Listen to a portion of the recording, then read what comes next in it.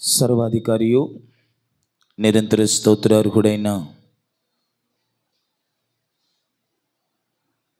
యేసుక్రీస్తు ప్రభుల వారి పరిశుద్ధమైన నామములో పునరుత్థానపు ఆరాధనలో పాలిభాగస్తులైన మీ అందరికీ నా ప్రత్యేకమైన వందనాలు. అందరికీ వందనాలు.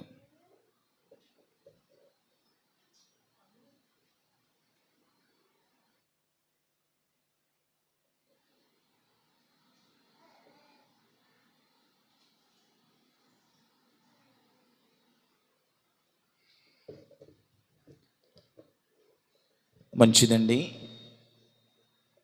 ఒక చిన్న వర్తమానాన్ని కాసేపు మనము ధ్యానం చేసుకొని ఆశీర్వాదకరంగా మన గృహాలకి మనం వెళ్దాం. చిన్న వర్తమానాన్ని మీకు అందిస్తాను. గత 3 వారాలుగా నుంచి మనము ఒక వర్తమానాన్ని ధ్యానం చేస్తూ ఉన్నాం. గత 3 వారాలుగా ఒక వర్తమానాన్ని మనం ధ్యానం చేసుకుంటూ ఉన్నాం. బైబిల్ గ్రంథంలో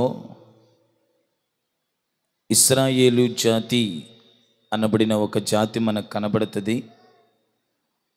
పాత నిబంధన అంతటికి కూడా మూలం ఈ ఇశ్రాయేలీలు, యూదులు మనకు కనబడతారు. వీరి చుట్టూరు మరికొన్ని జాతుల ప్రజలు మనకు కనబడతారు. వీళ్ళ చుట్టూరు కొన్ని జాతుల ప్రజలు మనకు కనబడతారు. అనేక జాతులు బైబిల్ గ్రంథంలో ఉన్నప్పటికీ ప్రతి జాతిలో నుంచి కూడా దేవుడు మనకు ఏదో ఒక పాఠం నేర్పిస్తూనే ఉంటాడు. ఇశ్రాయేలు జాతితో పాటు వారి చుట్టూరు మరియు వాళ్ళకి ఎదురవుతూ లేకుంటే బైబిల్ గ్రంథంలో మరికొన్ని జాతులు మనకు కనబడతాయి. ఆ జాతులలో ఒక జాతి అమ్మోనీయుల జాతి. అమ్మోనీయుల జాతిని గురించి గత కొన్ని వారాలుగా మనం ధ్యానం చేస్తూ ఉన్నాం. గత వారంలో కూడా నేను అమ్మోనీయుల జాతిని గురించి మాట్లాడాను. యూట్యూబ్లో కూడా అమ్మోనీయుల జాతి గురించి కొన్ని వర్తమానాలు, మనం మాట్లాడుతున్న వర్తమానాలన్నీ అప్లోడ్ చేస్తూ ఉన్నాం. దేవుడు అమ్మోనీయులను ఆశీర్వదించినట్టు మనము చూస్తాం. దేవుని చేత ఆశీర్వదించబడిన వారుగాను, దేవుని చేత దీవించబడిన వారుగాను, దైవ మేలును పొందుకున్న వారుగా అమ్మోనీయులను మనము చూస్తాం. ఇదే అమ్మోనీయులు దైవ శాపమునకు, దైవ శిక్షకు, దైవ ఉగ్రతకు పాలైనట్టు మనం గమనించాం. మన మూలవాక్యం అదే. ఏంటి మన మూలవాక్యం అని గమనిస్తే ద్వితీయోపదేశకాండం 2వ అధ్యాయం 18 నుంచి 22 వచనాలు చదవద్దు. గత వారం నుంచి నేను చెప్తూనే ఉన్నాను వీటి గురించి. అమ్మోనీయులను దేవుడు ఆశీర్వదించినట్టు మనం చూసాం. అమ్మోనీయులను దేవుడు దీవించినట్టు మనం చూసాం. అమ్మోనీయులకు దేవుడు తోడై ఉండినట్టు మనం చూసాం. అమ్మోనీయులను దేవుడు దీవించి, దేవుడు ఆశీర్వదించి ఇశ్రాయేలు ప్రజలతో దేవుడు అంటాడు, ఇశ్రాయేలులారా, మీరు అమ్మోనీయులతో యుద్ధం చేయకూడదు. ఇశ్రాయేలులారా, అమ్మోనీయులను మీరు బాధ పెట్టకూడదు. ఇశ్రాయేలులారా, అమ్మోనీయుల భూభాగాన్ని మీరు తగలకూడదు అని దేవుడు అమ్మోనీయులను దీవిస్తూ ఆశీర్వదిస్తున్నట్టు మనం ఎరుగుదాం. అమ్మోనీయులకు ఒకప్పుడు భూభాగమే లేదు. భూభాగమే లేనటువంటి అమ్మోనీయులను దేవుడు ప్రేమించి ఒక శ్రేష్టమైన భూభాగాన్ని దేవుడు అమ్మోనీయులకు ఇస్తాడు. ఆ భూభాగములో ఉన్నటువంటి ప్రజలు ఎవరై అంటే అనాకీలు, ఉన్నత దేహులు. వినాలి, అనాకీలనియు, ఉన్నత దేహులనియు అలాంటి వారిని దేవుడు వెళ్ళగొట్టి పారద్రోలించి ఆ భూభాగాన్ని ఎవరికి ఇచ్చాడు? అమ్మోనీయులకు ఇచ్చాడు. మీరు స్పందించాలి. దేవుడు అమ్మోనీయులను ఆశీర్వదించాడండి. దేవుడు అమ్మోనీయులను దీవించాడు. ఎంతగా దేవుడు అమ్మోనీయులు దీవించాడు అంటే, అమ్మోనీయుల్ని ఎవరు బాధ పెట్టొద్దు అన్నాడు. అమ్మోనీలతో ఎవరు యుద్ధం చెయ్యొద్దు అన్నాడు. అమ్మోనీల భూభాగాన్ని ఎవరు తగలకూడదు, ముట్టకూడదు అన్నాడు. అమ్మోనీలకు దేవుడే భూభాగం ఇచ్చాడు. అనాకీలను వెళ్ళగొట్టి, అనాకీలను తరిమికొట్టి, ఉన్నత దేహులైన అనాకీలను తరిమికొట్టి వెళ్ళగొట్టి ఆ భూభాగాన్ని ఎవరికి ఇచ్చాడు? దేవుడు అమ్మోనీలకు ఇచ్చాడు. ఉన్నత దేహులైన అనాకీలతో యుద్ధం చేసే అంత సామర్థ్యత, శక్తి అమ్మోనీలకు లేదు. దేవుడే అమ్మోనీల పక్షాన నిలబడి ఉన్నత దేహులైన అనాకీలను, జుంజుమీలను వెళ్ళగొట్టి దేవుడు ఆ భూభాగాన్ని అమ్మోనీలకు ఇవ్వడం జరిగింది. ఈ అనాకీలు ఎలాంటి వారో ఒక మాట మీకు బైబిల్లో చూపిస్తాను, చూడండి. ద్వితీయోపదేశ ఖండము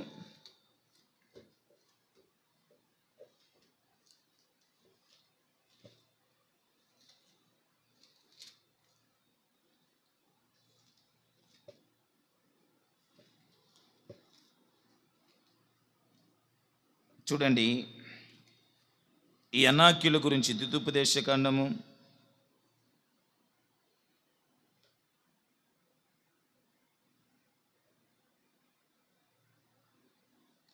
3వ అధ్యాయము 11వ వచనాన్ని చూడండి. ఎంతటి ఉన్నతి దేహము కలిగిన వారు ఈ అనాకీలు మనకు కనబడుతుంది.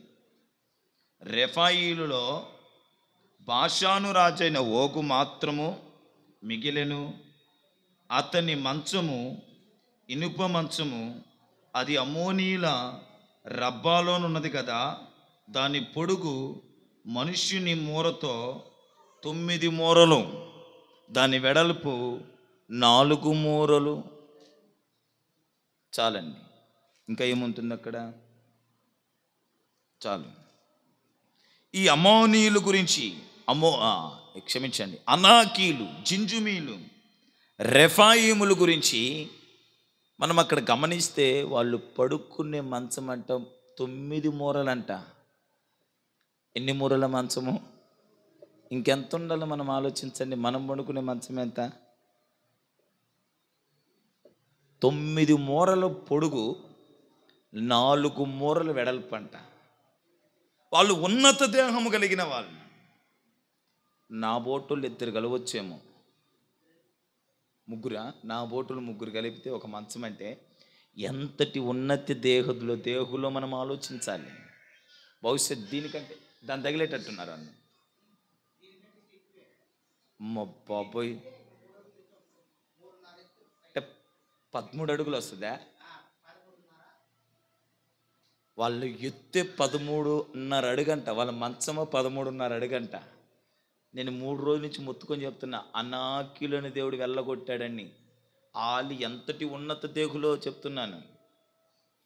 వాళ్ళ మంచమే 9 మూరల పొడుగంటే 13.5 అడుగంట, వెడల్పు 4 మూరలంట. అంటే మనిషి ఎంత ఉంటాడు ఇంక చెప్పండి? 6 అడుగుల మనిషి వెడల్పు, ఎత్తు 13.5 అడుగా. అంతటి మనుషులు నివసించే భూభాగాన్ని 6 అడుగుల మనిషి వెళ్ళి కొట్టి ఆ భూభాగాన్ని జయించుకోరాగలుగుతాడా? దేవుడు వాళ్ళని వెళ్ళగొట్టి ఆ భూభాగాన్ని అమ్మోనీయులకు ఇచ్చాడంటే దేవుడు, అమ్మోనీయుల మీద దేవుడికున్న ప్రేమ ఎంత గొప్పది, అది ఆలోచించమని చెప్తున్నా. అమ్మోనీయుల మీద దేవుడికున్న ప్రేమ ఎంత గొప్పది. 13.5 అడుగు ఎత్తు కలిగినటువంటి అనాకీలను, జంజుమీలను, రెఫాయిములను తరిమికొట్టి ఆ భూభాగాన్ని అమ్మోనీయులకు దేవుడు ఇచ్చాడు. ఈ అమ్మోనీయులు వారితో యుద్ధం చేస్తే నిలబడతారా? దాదాపు ఇంత వెడల్పున్న వాళ్ళు ఏం చేస్తారు? మనిషిని, అవతల మనిషిని, యువతల మనిషిని, 10 మంది మనుషులను చుట్టేసుకుని బారు, ఒక్కడు 10 మందిని ఉట్టుకోబాడు.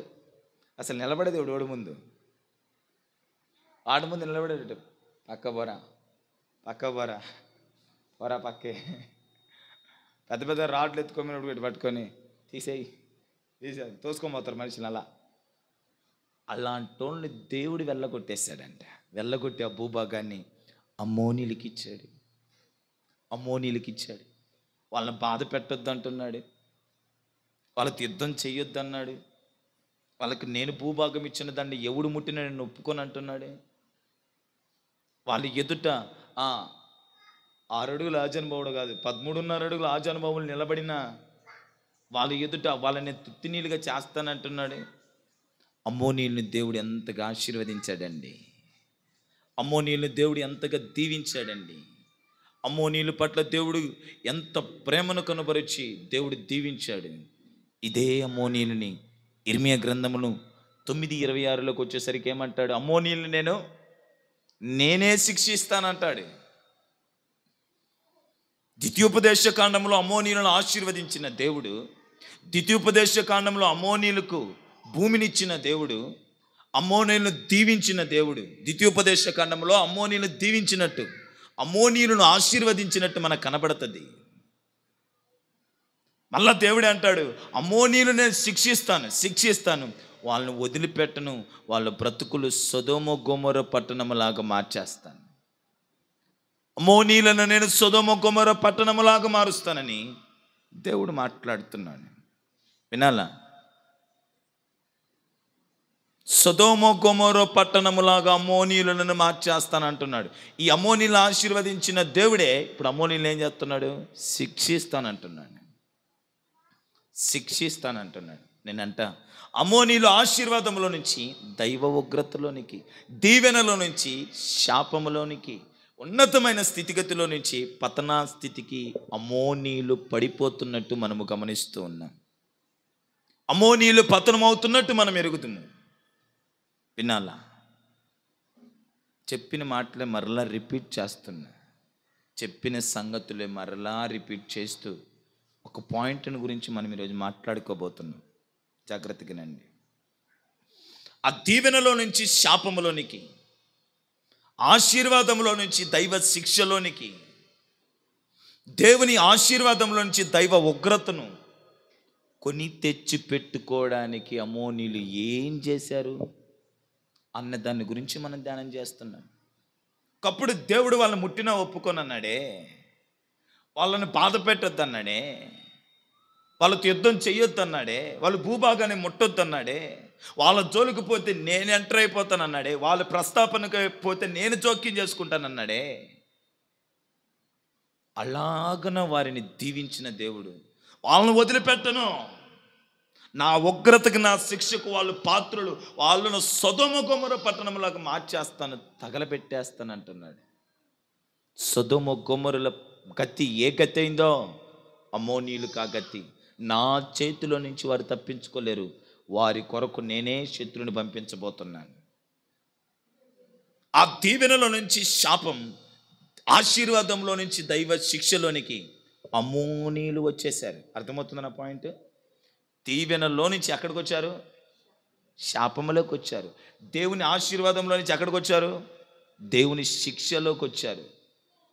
ఉన్నత స్థితి నుంచి ఎక్కడికి వచ్చారు? ఉగ్రతకి స్థితికి వచ్చారు. దైవ ఉగ్రతకు వచ్చారు. ఏం జరిగింది వారి జీవితం, వారి బ్రతుకు?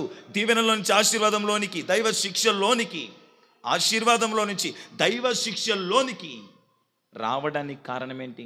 దేవుడే వాళ్ళకు నేను తోడై ఉన్నానని, మళ్ళా దేవుడే నేను వీళ్ళని వదిలిపెట్టిన శిక్షిస్తాను అంటున్నాడంటే వాళ్ళ బ్రతుకులు ఏమై ఉండాలి, వారి జీవితాలు ఏమై ఉండాలి, ఎక్కడ వాళ్ళు తప్పటడుగులు వేసి ఉండాలి అని గత 2 వారాలుగా మనం గమనిస్తే దాదాపుగా ఒక 4 విషయాలు నేర్చుకోగలిగాం.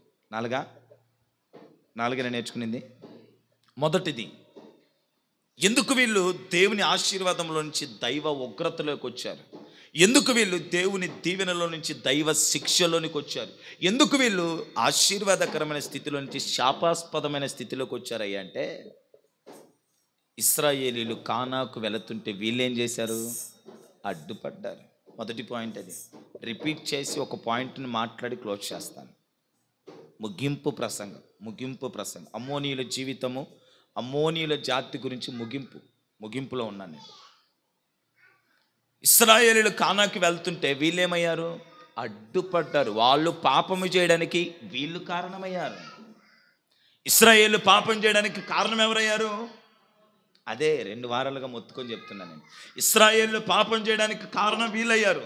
ఇశ్రాయేలు కానాల్లో అడుగు పెట్టకుండా ఆటంక పెట్టాలని అడ్డుపడుతున్న వాళ్ళు వీళ్ళే. అమ్మోనీయులు. వాళ్ళ జీవితంలో నుంచి మనం నేర్చుకునే పాఠం ఏంటి? ఈరోజు దేవుని ఆశీర్వాదంతో మనం ఉండొచ్చు, దేవుని దీవెనతో మనం నింపబడి ఉండొచ్చు. అమ్మోనీయుల వలె దైవ ఉగ్రత మన మీదకి రాకూడదు. అమ్మోనీయుల వలె దైవ శిక్షకు మన పాత్రలు కాకుండా జాగ్రత్తగా బ్రతకాలి. అమ్మోనీయులు ఒకప్పుడు దైవ దీవెన దైవ ఆశీర్వాదంలో ఉన్నారు. మెట్టుకు దైవ ఉగ్రత దైవ శిక్షలోనికి దైవ శాపములోనికి అమ్మోనీయులు వచ్చేసారు. ఈరోజు ఈ మాటలు వింటున్న నీవు నేను మనందరమే దేవుని ఆశీర్వాదంలో ఈరోజు మనం ఉండొచ్చు, దేవుని దీవెనలో మనం ఉండొచ్చు, దేవుని మేలులు మనం పొందుకుంటుండొచ్చు. ఏదో ఒకరోజు మన బ్రతుకులు తప్పటడుగులు పడితే దైవ ఉగ్రతలోకి వస్తాం, దైవ శిక్షలోకి వస్తాం, దైవ శాపములోనికి మనం వస్తాం. దైవ ఉగ్రతలోనికి దైవ శిక్షలోనికి దైవ శాపములోనికి మనము రాకుండా బ్రతకాలి. అలా రాకుండా బ్రతకాలంటే ఈ అమ్మోనీయుల జీవితాన్ని మనం ముందు పెట్టుకోవాలి. అమ్మోనీయుల జీవితాన్ని మనం ముందు పెట్టుకోవాలి. వాళ్ళ ఆశీర్వాదంలో నుంచి శాపగ్రస్తమైన స్థితికి వచ్చారు కదా, దీవెనలో నుంచి పతనా స్థితికి వచ్చారు కదా. డాడీ, ఏ చిన్నోడు, ఏయ్ వివిత, మాయ్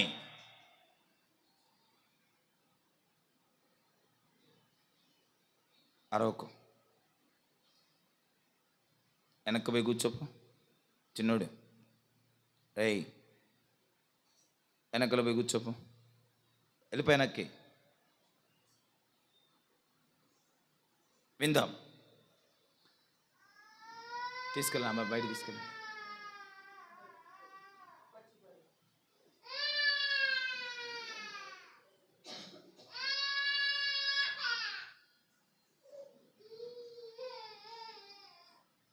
విందాం.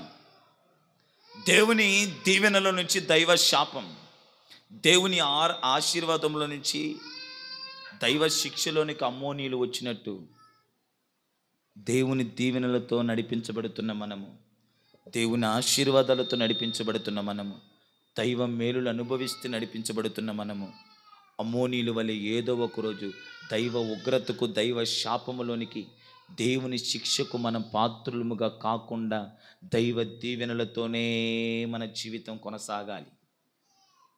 అలా కొనసాగాలంటే ఈ అమ్మోనీయుల జీవితాన్ని మనం ముందు పెట్టుకోవాలి. ఎందుకు అమ్మోనీయులు దేవుని శిక్షకు పాత్రులైపోయారు? దీవెనను కోల్పోయి, ఆశీర్వాదం కోల్పోయి దైవ శిక్ష వీళ్ళకి రావడానికి గల కారణం ఏంటంటే ఇశ్రాయేలీలు కానాకు వెళ్లకుండా అడ్డుపడింది వీళ్ళే.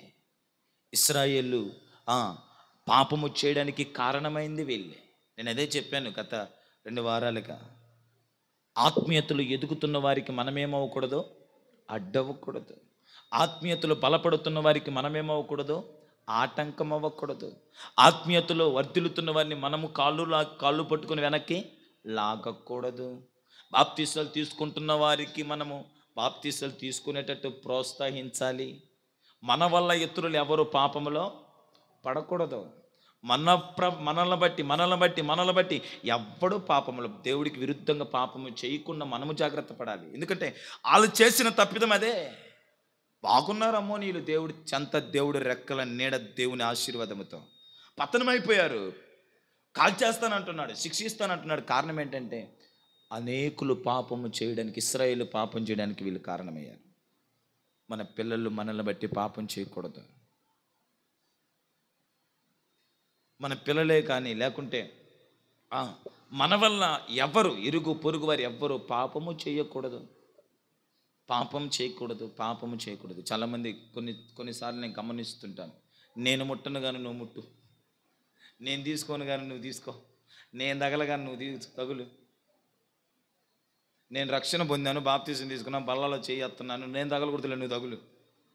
ఇప్పుడు ఆడు పాపం చేయడానికి నీ పాత్ర ఏముంది ఇక్కడ?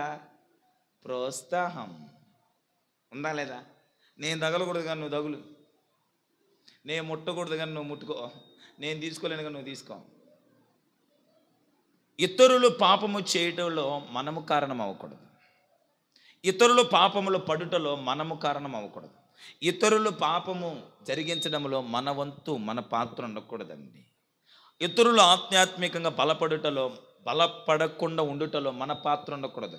ఆధ్యాత్మికంగా వాళ్ళు పడిపోవుటలలో, బలహీనులు అవుటలలో మన పాత్ర ఉండకూడదు. మనం ఆత్మీయంగా బలపరిచే వాళ్ళమై ఉండాలి. ఆత్మీయంగా మనం వెన్ను తట్టి నిలబెట్టి నడిపించే వాళ్ళమై ఉండాలి.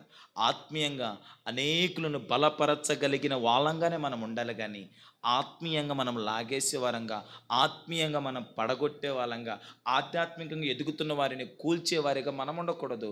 మనల్ని బట్టి ఎవడు పాపములో పడకుండా మనము బ్రతకాలి. ఇది మొదటి పాయింట్గా చెప్పాను. రెండో పాయింట్ ఏం చెప్పాను? వీళ్ళ నోట నుంచి వచ్చే మాటలు దూషణకరమైన మాటలంట. అమోనీయుల నోట ఎలాంటి మాటలు వస్తున్నాయి? దూషణ, దూషణ, దూషణ, దూషణ. చెప్పాను గత వారంలో దూషణ మాటలు అంటే ఏంటో. షిమి అన్నాడు దావీదును, చీపో, చీపో, చీపో, నరహంతకుడా చీపో, దుర్మార్గుడా చీపో. షిమి మాట్లాడినటువంటి మాటలు దూషణకరమైన మాటలు. దూషణకరమైన మాటలు మనం మాట్లాడకూడదు. మలాకి గ్రంథంలో చూపించాను. తమ మాటల చేత దేవుణ్ణి ఏం చేస్తున్నారంట? ఆయాస పెడుతున్నారంట. మాటల చేత దేవుని ఆయాస పెడుతున్నారంట. ఇంకా ఏం చూపించాను? గర్వపు మాటలు మాట్లాడుతున్నారు. మాటల చేత దేవుని ఆయాస పెడుతున్నారంట. క్రైస్తవుడిగా మన మాట జాగ్రత్తగా ఉండాలి. అవునంటే అవును, కాదంటే కాదు. మన మాట అలా ఉండాలండి. మాటల చేత నన్ను ఆయాస పెడుతున్నారని అన్నాడు దేవుడు మలాకి గ్రంథంలో. గత వారంలో మాట్లాడేశాను ఇవన్నీ. నా మాటలు దేవుడికి ఆయాసాన్ని కలగజేసే మాటలుగా మన మాటలు ఉండకూడదు. మన నోట దూషణకరమైన మాట రాకూడదు. ఈ నోటిని దేవుడు ఆశీర్వదించాడండి. ఈ నోటిని దేవుడు దీవించాడండి. ఈ నోటి నుంచి దేవుని ఆశీర్వాదకరమైన మాటలు, దీవెనకరమైన మాటలే రావాలి. కానీ దూషణకరమైన మాటలు, శపితమైన మాటలు మన నోట రానివ్వకూడదండి. ఎవడి నోట వస్తాయి దూషణకరమైన మాటలు అంటే? భక్తిహీనుల నోట దూషణకరమైన మాటలు వస్తాయంట. భక్తిహీనుల నోట దూషణకరమైన మాటలు వస్తాయి. మన నోట దూషణకరమైన మాటలు రాకూడదు. వ్యర్థమైన మాటలు మన నోట రాకూడదు. అపవిత్రమైన మాటలు మన నోట రాకూడదు. ద్వంద్వ అర్థాలు ఇవ్వగలిగే మాటలు మన నోట రాకూడదు. మెట్టుకు దూషణ మాటలు మన నోట రాకుండా మనము జాగ్రత్తగా బ్రతకాలి. ఈ అమోనీయులు దీవెనలో నుంచి శాపము, దీవెనలు ఆశీర్వాదంలో నుంచి శిక్షా విధిలోనికి రావడానికి గల కారణం వారి యొక్క నోటి మాటలను బట్టే. వారి నోటి నుంచి వచ్చు దూషణకరమైన మాటలే. మన మాటలు ఎలా ఉండాలంట? ఉప్పు వేసినట్టుగా రుచిగా ఉండాలి. ఉప్పు వేసినట్టు రుచిగా ఉండాలంట మన మాట. ఇది రెండోది. దూషణకరమైన మాటలను బట్టి వారు దైవ దీవెనను పోగొట్టుకుని దైవ శిక్షకు వచ్చారు. దైవ ఆశీర్వాదాన్ని పోగొట్టుకుని దైవ ఉగ్రతలోనికి, దైవ శాపంలోనికి వారు వచ్చేసారు. వారి నోటి మాటలను బట్టి వివరణంగా గత వారంలో చెప్పాను. ఇక మూడో మాట, తమది కాని దానికోసం ఆరాట పడేవాళ్ళు. న్యాయాధిపతుల గ్రంథం 11వ అధ్యాయం 12 నుంచి 35. దేవుడు ఇశ్రాయేలుకు భూభాగం ఇస్తే, ఈ అమ్మోనీలు వెళ్ళి ఇది మా భూభాగం, ఇది మాది, మాది, మాది అని అడ్డం తిరుగుతారు. అంటే తమది కాని దానికోసం వీళ్ళకేముంది? ఆరాటం. తమది కాని దానికోసం వీళ్ళకేం కలిగి ఉన్నారు? ఆశ. చాలా క్లుప్తంగా గత వారంలో చెప్పాను. అప్లోడ్ చేశామా? తమది కాని దానికోసం మనం ఆరాట పడకూడదు. మనది కాని దానికోసం మనం ఆరాట పడకూడదు. మనది కాని దాని కొరకు మనము ఆశపడకూడదు. మనము చేతులతో కష్టపడి సంపాదించి తీసుకున్నదే మనది. మనది కాని దానికోసం మనం ఆరాట పడకూడదు, ఆశ పడకూడదు. ఫర్ ఎగ్జాంపుల్, వడ్డీ వ్యాపారాలు చేస్తుంటారు. 2 రూపాయలు వడ్డీ తీసుకుంటారు. అది వాళ్ళదా? 3 రూపాయలు తీసుకుంటారు. అది వాళ్ళదా? 10 తీసుకుంటారు. వాళ్ళదా? నువ్వెంత ఇచ్చావు నీ పొరుగు వానికి? 10,000 ఇచ్చావు, 20,000 ఇచ్చావు. వడ్డీ ఎంత? 10 రూపాయలు, 20 రూపాయలు. ఈ 10, 20 రూపాయలు తమది కానిది. నీదేంటి 10,000, తమది కానిది. వాళ్ళు కష్టార్జితం అది, వాళ్ళు చెమట చిందించి సంపాదించుకున్నదని. నీ కాడు ఉంది, సహాయం చేశావు, మరలా ఇచ్చినప్పుడు తీసుకో. కానీ దానికోసం, నీది కాని దానికోసం నువ్వు ఆరాట పడకూడదు. ఎగ్జాంపుల్ చెప్పాను అంతే. అదేదైనా కానీ తమది కాని దానికోసం ఆరాటం మనం ఎప్పుడు పడకూడదు, ఆశపడకూడదు. వీరిలో ఉన్న లక్షణం అదే. తమనిది కానిది, యమోనిలో ఉన్న లక్షణం. తమది కాదది, దానికోసం ఆశపడతారు, దానికోసం ఆరాటపడతారు. అది దేవుడికి నచ్చలా. తమది దానికి కాని దానికోసం ఆరాటపడే వాళ్ళను కూడా దేవుడు నచ్చడు. తమది కాని దానికోసం ఆశపడే పద్ధతిని దేవుడు నచ్చడు. నీదేదో దానితో నువ్వు తృప్తిగా బ్రతుకు. నీకేముందో దానితో తృప్తి బ్రతుకు. నీకెంతుందో దానితో తృప్తిగా బ్రతుకు. నీకేదుందో దానితో తృప్తిగా బ్రతుకు. నీది కాని దానికోసం నీకెందుకు ఆశ? వారంలో చెప్పాను, నీకున్నటువంటి నీ భార్యతో నువ్వు తృప్తిగా బ్రతుకు. నీది కాని ఇంకొకరు భార్యను ఆశించడం తప్పు. అదే గత వారంలో కూడా మాట్లాడుతూ వచ్చాను. వీళ్ళకున్నటువంటి మరొక చెడు లక్షణం, తమది కాని దానికోసం ఆరాటపడే తత్వం. తమది కాని దానికోసం ఆరాటపడి ఆశపడే ఈ స్థితిలో వీళ్ళేం చేస్తారు? స్త్రీల గర్భాలను కూడా చీల్చేశారంట అమ్మోనీయులు. స్త్రీల గర్భాలను చీల్చినట్టు లేఖనాలు చెప్పాయి మనకు, గమనించాం గత వారంలో. తమది కాని దానికోసం వీరు చేసిన ప్రయత్నాలు, పన్నాగాల్లో ఎంత దారుణమైన దారుణానికి ఒడిగట్టారో, ఎంత క్రూరత్వానికి ఒడిగట్టారు. మనకెందుకండి? ఉన్నదాంతో తృప్తిగా బ్రతుకుతాం, ఉన్నదాంతో సంతృప్తిగా జీవితం.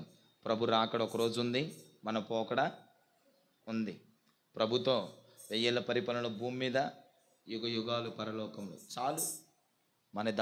మనది కాని దానికోసం ఆరాటపడి ఆశపడి దాని ఆశలో ఎన్నెన్నో తప్పటడుగులేసి, ఎన్నెన్నో పొరపాట్లు చేసి, ఎన్నెన్నో తప్పుడు నిర్ణయాలు తీసుకొని మన బ్రతుకును దేవునికి విరుద్ధంగా, వ్యతిరేకంగా మారిపోయి జీవితాన్ని పాడు చేసుకోకుండా ఉన్నదానితో తృప్తిగా బ్రతుకుతూ, ఉన్నదానితో సంతృప్తిగా జీవిస్తూ, ఉన్నదానితో ఆనందంగా బ్రతుకుతూ ముందుకు సాగదాం. ఒకరోజు నీ పోకడ, నా పోకడ, దేవుని రాకడ వస్తుంది. హ్యాపీగా ప్రభుత్వం ఉందాం. చాలు. మనది కాని దాని కొరకు మనము ఆరాటం వద్దు. ఉన్నదాంతోనే సంతృప్తిగా బ్రతకాలి. ఇక నాలుగోది గర్వంగా మాట్లాడే గుణం. వీళ్ళ గుణం ఏ గర్వం మాట్లాడే కాదు, కానీ వీళ్ళకు ఉన్నటువంటి లక్షణం ఏంటంటే గర్వం. నేను అంటాను, వీళ్ళకి భూమి ఇచ్చింది ఎవరు? దేవుడు. వీళ్ళకి భూమి ఇచ్చింది దేవుడు. వీళ్ళకి యుద్ధం చేయొద్దన్నది దేవుడు. వీళ్ళని బాధ పెట్టొద్దన్నది దేవుడు. వీళ్ళకి కంచె కోటగా నిలిచింది దేవుడు. వీళ్ళు కాపాడుకుంటూ వచ్చింది దేవుడు. అయితే వీళ్ళేం చేశాడు?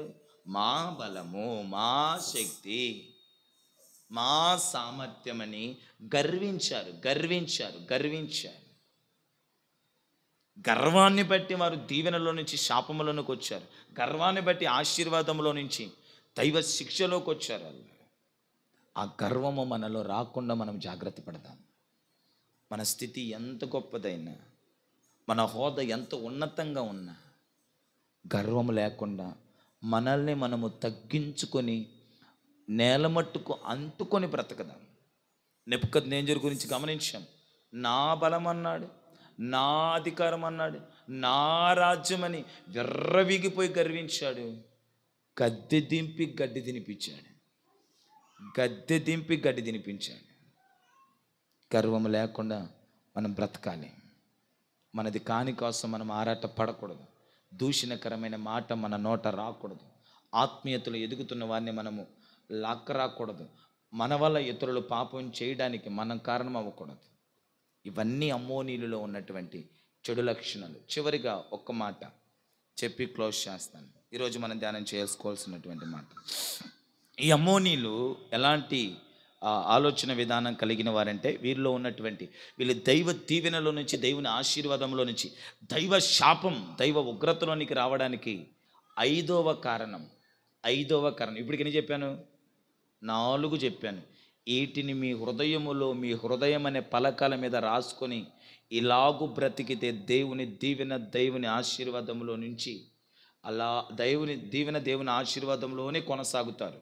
అలా కాకుండా ఇప్పుడు నేను చెప్పబడిన ఈ లక్షణాలు మీలోకి వస్తే నీవు దీవెనలో ఉన్న, ఆశీర్వాదంలో ఉన్న మెట్టుకు ఒకరోజు శాపములోకి, ఉగ్రతలోనికి, శిక్షలోకి వస్తావు. 5, ఈ అమ్మోనీలు మనం ద్వితీయోపదేశకాండం 2:18-32లో చదువుకుంటే, 22లో చదువుకుంటే, మరలా చెప్తున్నా, మరలా ఐదో మాట ద్వితీయోపదేశకాండం 2:18-22 జాగ్రత్తగా మనం చదువుకోగలిగితే, ఆల్రెడీ పలుమార్లు చదివాం. మనం అక్కడ లేఖనాలు గమనిస్తే వీళ్ళకి భూమి ఇచ్చింది ఎవరు? మరలా అడుగుతున్నా, ఎవరు? దేవుడే. వీళ్ళని బాధించొద్దన్నది ఎవరు? దేవుడే. వీళ్ళతో యుద్ధం చేయొద్దన్నది ఎవడు? చెప్పాలా? దేవుడే. చివరి మాట నేను చెప్తున్నాను, దేవుడే. అనాక్యులను వెళ్ళగొట్టి వీరికి స్వాస్థ్యం ఇచ్చింది ఎవరు? దేవుడే. వాళ్ళు భూమి మీద జీవించగలిగేటట్టు, భూమి మీద వాళ్ళు బ్రతకడానికి వాళ్ళకంటూ ఒక ఉన్నతమైన హోదా, స్థితిగతిని అనుగ్రహించింది ఎవరు? దేవుడే. వాళ్ళని ఆశీర్వదించింది ఎవరు? దేవుడే. వాళ్ళని దీవించింది ఎవరు? దేవుడే. ఇప్పుడు వీళ్ళు దేవుడికి ఏమై ఉండాలి? కృతజ్ఞత కలిగిన వారై ఉండాలా లేదా? అవునా కదా? దేవుడే వీళ్ళకి భూమి ఇచ్చాడు, దేవుడే వీళ్ళతో ఎవరు యుద్ధం చేయొద్దన్నాడు, దేవుడే వీళ్ళని బాధించొద్దన్నాడు, దేవుడే వీళ్ళకి ఒక అనాక్యుల లాంటి ఉన్నత దేవులను వెళ్ళగొట్టే భూమిని వాళ్ళకి స్వాస్థ్యంగా ఇచ్చాడు. కంచె కోటలాగా దేవుడు వాళ్ళకు నిలిచాడు. ఇప్పుడు వీళ్ళేం చేయాలి? దేవునికి కృతజ్ఞత కలిగిన వాళ్ళగా ఉండాలి. వీళ్ళేం చేశారు చూడండి. మొదటి రాజులు 11వ అధ్యాయం 5-6 వచనాలు చూడండి. మొదటి రాజులు మనందరికీ సరిపడినటువంటి మాట. మొదటి రాజులు 11వ అధ్యాయం 5-6. ఓకే, చదవమ్మా. అస్తారోత్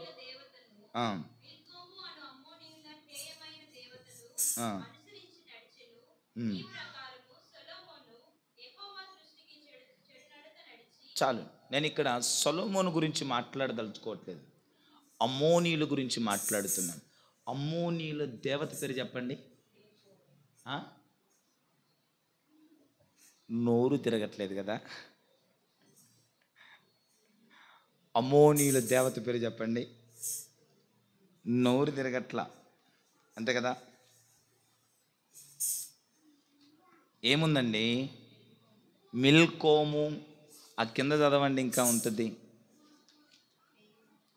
ఇంకా కొంచెం కిందికి వస్తే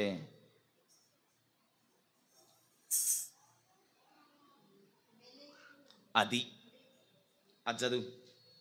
11లో 5-6 కదా? 7లో ఉంది మనకు చూడండి. సొలొమోను కామేషు అను మోయాబీయుల హేయమైన దేవతలకు, మెలెకు అను అమ్మోనీల హేయమైన దేవతలకు. 5లో ఏముంది?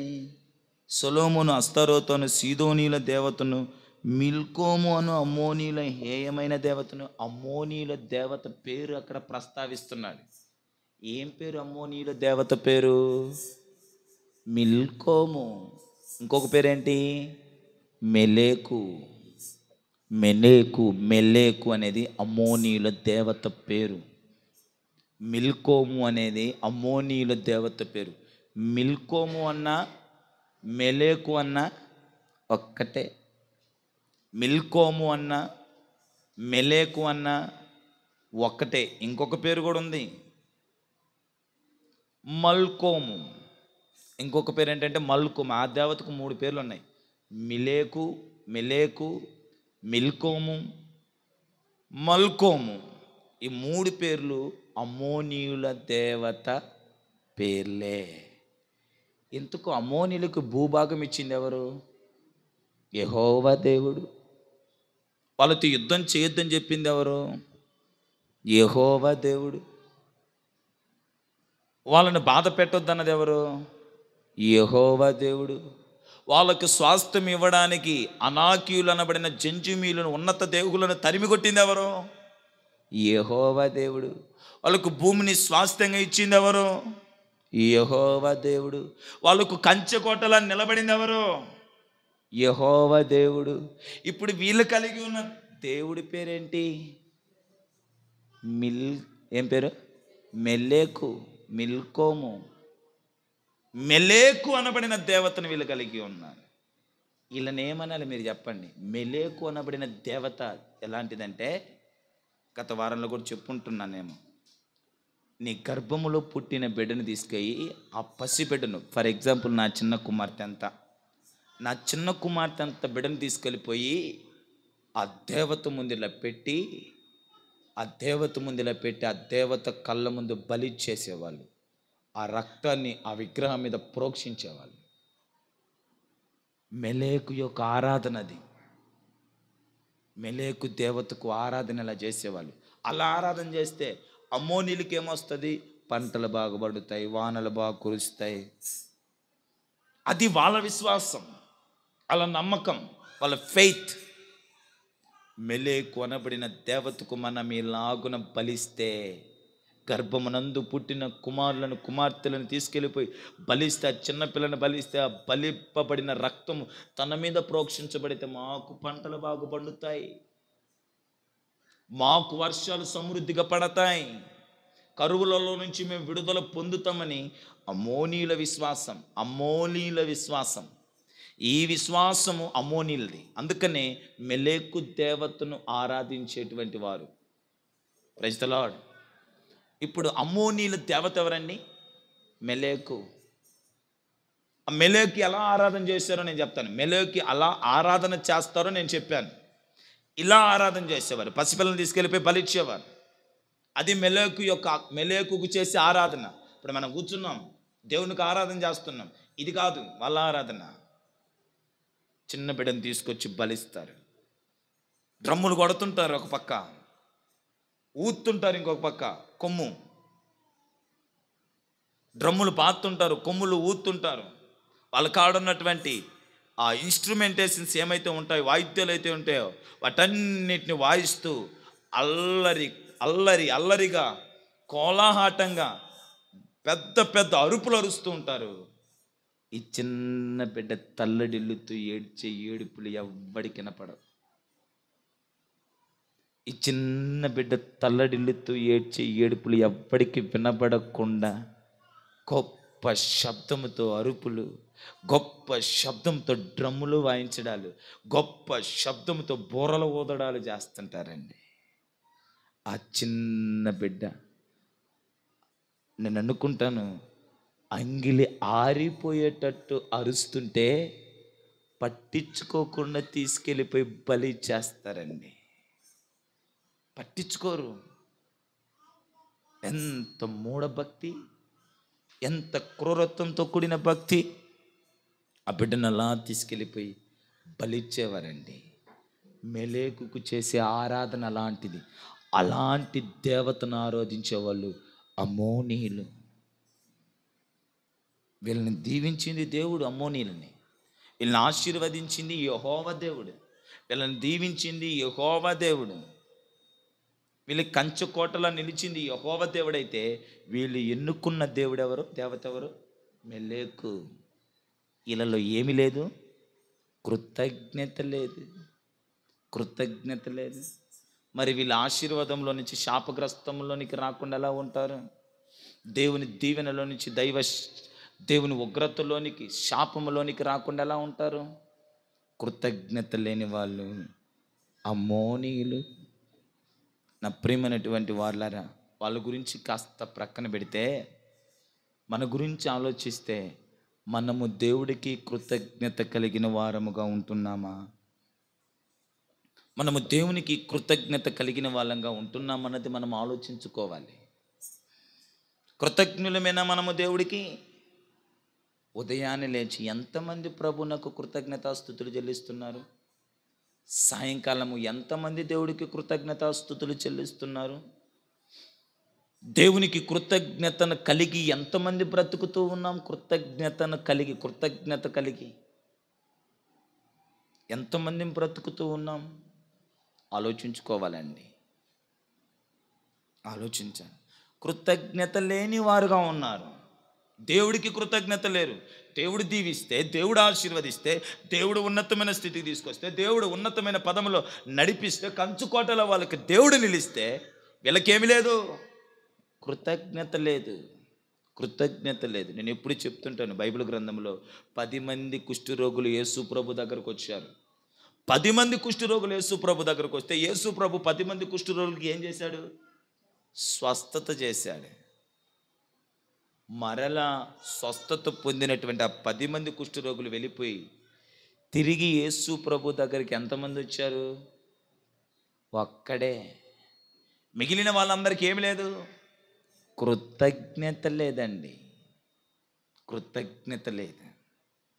ఈరోజు దేవుడి చేత పోషించబడుతున్నాం, దేవుడిచ్చు ఆరోగ్యాన్ని అనుభవిస్తున్నాం, దేవుడిచ్చు ఆయుష్ను అనుభవిస్తున్నాం, దేవుడిచ్చిన గాలిని పీలుస్తున్నాం, దేవుడిచ్చిన నీళ్ళు త్రాగుతున్నాం, దేవుడిచ్చిన భూమి మీద నడుస్తున్నాం. దేవుడి దయ వల్ల మనము సజీవులుగా భూమి మీద నడవగలుగుతుంటే చాలామంది దేవుడికి ఏముండట్లేదు? కృతజ్ఞత లేని వారుగా బ్రతుకుతున్నారండి. కృతజ్ఞత లేని వారుగా బ్రతుకుతున్నారు. కృతజ్ఞత లేని వారుగా బ్రతుకుతున్నారు. దేవుడికి కృతజ్ఞత లేదు.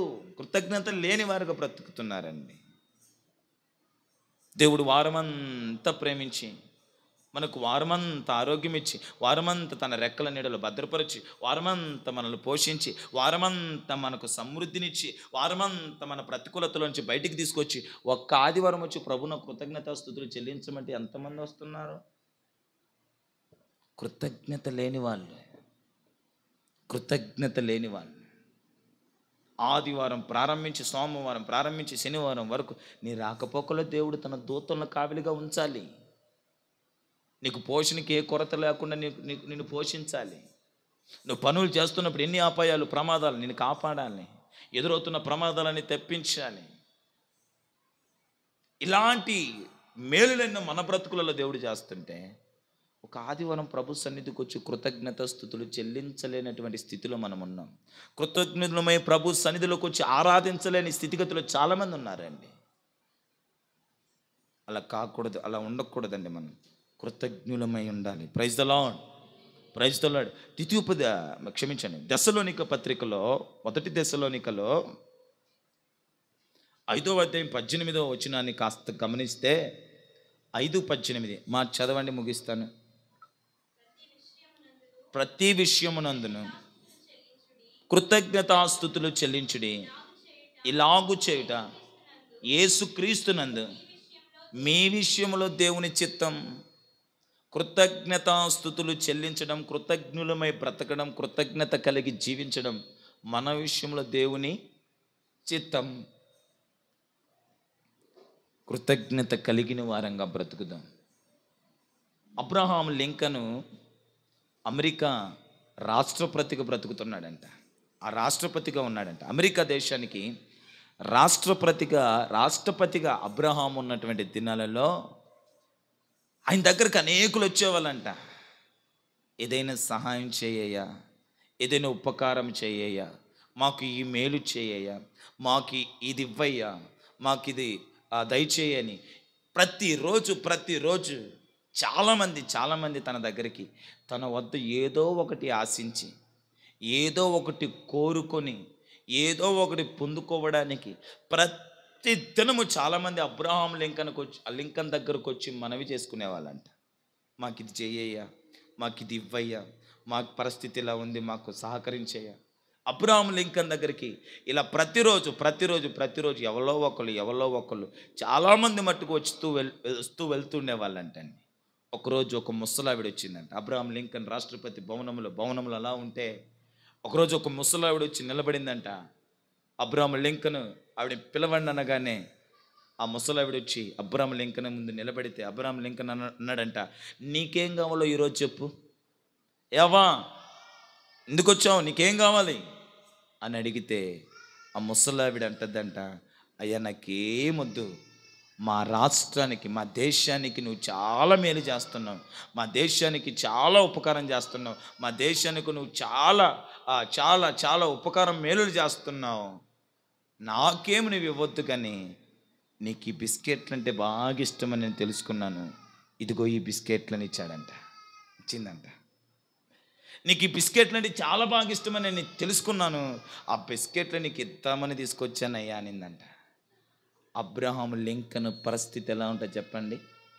ఎప్పుడు అబ్రహాం లింకన్ దగ్గరికి ఏదో ఒకటి ఆశించే వచ్చేవాళ్ళు, ఏదో ఒకటి ఆశించి ఏదో ఒకటి ఆశించి ఏదో ఒకటి ఆశించి అబ్రహాం లింకన్ దగ్గరకు వచ్చేవాళ్ళు. కానీ ఒక ముసలావిడ ఏది ఆశించకుండా, మా రాష్ట్రానికి మా దేశానికి నువ్వు ఎంతో మేలు ఉపకారం చేస్తున్నావు, ఎంతో మేలు ఉపకారం చేస్తున్నావు, నీకు ఈ బిస్కెట్ అంటే చాలా ఇష్టమని నేను తెలుసుకున్నాను, ఇద్దోయో బిస్కెట్ అని ఇచ్చిందంటండి. అబ్రహాం లింకన్ కళ్ళెమిటి నీళ్ళు కారిపోయిన వాడి, అవా దేశంలో ఎంతమంది ప్రజలుంటే ఎందరో వచ్చి నా దగ్గర మేలు పొందుకొని ఇలాంటి నా దగ్గర సహాయం కొరకు వస్తుంటే, నీవు ఇలా నాకు ఇష్టమైంది తీసుకొచ్చి ఇవ్వడానికి నువ్వు ఇంత దూరం వచ్చావు అవ్వ అని ఆ అవ్వను హత్తుకొని ఆ అవ్వను బట్టి సంతోషించాడంట. నేను ఎందుకు ఈ మాటలు చెప్తున్నానంటే, ఆ ముసలావిడికి ఏముంది? కృతజ్ఞత. కృతజ్ఞత. ఎప్పుడు దేవుడా నాకు అది ఇవ్వు, నాకు ఇది ఇవ్వు, నాకు అలా చెయ్యి, నాకు ఇలా చెయ్యి అంటామే కానీ దేవుడికి మనం కృతజ్ఞత కలిగిన వారంగా ఉండలేకపోతున్నాం. ఎప్పుడు మాకు అదే కావాలా, మాకు ఇది కావాలా, మాకు అలా ఇవ్వాలా, మాకు ఇలా ఇవ్వాలా. దేవునికి మనం కృతజ్ఞులంగా ఉండేది, దేవునికి మనం కృతజ్ఞత స్తుతులు చెల్లించేది, కృతజ్ఞులమై దేవుడి దగ్గర మనం ఉండేది తక్కువ. కనుక నా ప్రియమైనటువంటి వారలారా, దేవునికి మనము కృతజ్ఞులమై ఉండాలి. నెలకు ఒక కూటం పెట్టుకోండి శుభ్రంగా, కృతజ్ఞత కూడికి ఎంత బాగుంటుంది. నెలంతా ప్రభు మమ్మల్ని కాపాడాడు, ఈ నెల చిట్ట చివరిలో ఒక చిన్న కూటం కృతజ్ఞత కూడిక నెలంతటిని బట్టి ఎంత బాగుంటుంది. ప్రభు ఎంత సంతోషిస్తాడు, ప్రభు ఎంత ఆనందపడతాడు, ప్రభు ఎంత మిమ్మల్ని బట్టి ఎంత ఉత్సాహిస్తాడు. మీకు ఏది చేయడానికి కూడా ఆయన ఎంత ఆనందిస్తాడో. నెలకు కృతజ్ఞత కూడిక ఎల్లప్పుడు ఎల్లవేళలా ప్రతి విషయంలో ప్రభుకు మనం ఏం కలిగి ఉండాలా? కృతజ్ఞత కలిగిన వారంగా ఉండాలండి. ఊరక నోటి మాటలతో కృతజ్ఞతలు చెప్పడం కాదండోయ్, మన క్రియలలో కూడా మనము కృతజ్ఞత కలిగిన వారంగా ఉండాలి. ఎవడన్నా వచ్చి రే ఆరాధించరా దీన్ని, పూజించరా దీన్ని, మొక్కరా దీనికంటే, అయ్యా నాకు ఆరోగ్యం ఇచ్చింది నా దేవుడు, నాకు భూమి ఇచ్చింది నా దేవుడు, నన్ను పోషించేది నా దేవుడు, నన్ను ఆదరిస్తుంది నా దేవుడు, ఆ దేవుడికి విరుద్ధంగా వ్యతిరేకంగా నేనేం చేయలేనయ్యా, నేనేం చేయలేనే. ఇది కృతజ్ఞత. పూజించడానికి కత్తెర పెట్టగానే భీం భూమ్ బుష్ చేయడం కాదు, లోబడిపోవడం కాదు, లొంగిపోవడం కాదు, సమాజంలోకి వచ్చి మరలా దాన్ని కవర్ చేసుకొని బ్రతకడం కాదు. కృతజ్ఞత కలిగి ఉండడం అంటే అది. క్రియల్లో కృతజ్ఞత ఉండాల. నువ్వు నాకు ఇచ్చావు నీ కృతజ్ఞత స్తుతులు, నువ్వు నాకు చేసావు నీ కృతజ్ఞత స్తుతులు. నోటి మాట ఊరకుంది కాబట్టి నేను చెప్తావు, నీవు అది చేసే నీ కృతజ్ఞత స్తుతులు అన్నావు. నీవు భూమి మీద క్రియలలో రూపంలో కూడా కృతజ్ఞుడివై ఉండాలిగా. నోటి మాటతో కృతజ్ఞత స్థుతులు, నీకు స్తోత్రాలు, నీకు స్తోత్రాలు, నీకు స్తోత్రాలు, నీకు స్తోత్రాలు అన్న నీవు భూమి మీద కూడా కృతజ్ఞత కలిగి క్రియల రూపంలో కనపరచాలిగా. క్రియల దగ్గరకు వచ్చేసరికి ఏం చేస్తాం? కృతజ్ఞులంగా ఉండం. ఏదైనా చేస్తాం. సరే, నువ్వు ఒక పాపం చేస్తున్నావు, ఫర్ ఎగ్జాంపుల్ నువ్వు డ్రింకర్, నువ్వు విడిచిపెట్టావు, వదిలిపెట్టావు, లేకుంటే వదిలేసావు, విడిచిపెట్టేసావు. ఒకరోజు మరలా డ్రింక్ చేయరా, త్రాగరా, నీ స్నేహితులు వచ్చి నేను ప్రెజర్ చేస్తే నువ్వు చెప్పగలిసిన మాట ఏంటి? నేను త్రాగను, నా దేవుడు నా బ్రతుకును మార్చి నన్ను పోషించి నాకు ఆరోగ్యం ఇచ్చి నన్ను నడిపిస్తున్నాడు, ఇవి నాకొద్దు. అది కృతజ్ఞత, అది కృతజ్ఞత. ఈ అమ్మోనీయులలో అదే లేదు. దేవుడు అన్నీ వాళ్ళకి ఇస్తే వాళ్ళకేం లేదు? కృతజ్ఞత లేదు. మళ్ళీ ఇటు వెళ్ళిపోయారు, ఒక దేవుణ్ణి, ఒక విగ్రహారాధనని పూజిస్తూ ఆరాధిస్తున్నారు. వీళ్ళని బట్టి దేవుడు ఎంత నొచ్చుకొని ఉంటాడు ఆలోచించండి, ఎంత వేదన చెంది ఉంటాడు. అయ్యో ఈడికా నేను చేసింది, అయ్యో ఈడిక నేను ఉపకారం చేసింది, అయ్యో వీళ్ళక నేను కంచుకోటలో నిలబడింది, అయ్యో నేను వీళ్ళక సహాయం చేసిందని హృదయము వేదన చెందుంటాడు దేవుడు. హృదయ వేదన చెందుంటాడు ఈ అమ్మోనీలను బట్టి. కృతజ్ఞత లేని వాళ్ళని బట్టి దేవుడు ఎప్పుడు ఇదే వేదన కలిగి ఏదైనా కలిగిన వాడిగా ఉంటాడండి. కనుక నా ప్రియులారా, అమ్మోనీయులలో ఉన్న మరొక చెడు లక్షణం, అమ్మోనీయులు దీవెనలో నుంచి శాపంలోనికి రావడానికి ముఖ్య కారణం కృతజ్ఞత లేని వాళ్ళు. ఇది మొదలుకొని మనము ఎల్లప్పుడూ ప్రతి విషయంలో, క్రియల రూపంలోనైనా మాట రూపంలోనైనా ఎల్లప్పుడూ దేవునికి మనము కృతజ్ఞులమై ఉందుముగాక. మంచిది. కళ్ళు మూసుకొని చిన్న ప్రార్థన చేస్తాను. అమ్మోనీయుల జాతి గురించి ఈ రోజుతో